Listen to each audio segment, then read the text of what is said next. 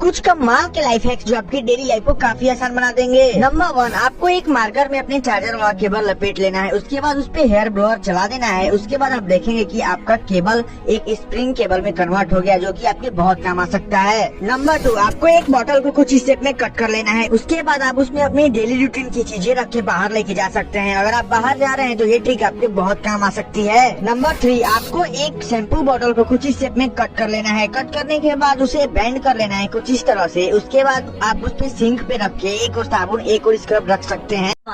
दोस्तों, आपने कभी ना कभी एटीएम मशीन का तो यूज जरूर किया होगा, क्योंकि आजकल तकरीबन सब लोग ही अपनी कैश बैंक में रखते हैं और एटीएम का इस्तेमाल बहुत ज्यादा हो चुका है। लेकिन क्या आपने कभी गौर किया है कि एटीएम रूम में हर वक्त एक एसी चलता रहता है? और अगर आप ये सोच रहे हैं कि ये बैंक वालों ने कस्टमर्स के लिए लगाया होता है, तो आपकी सोच बिल्कुल गलत है।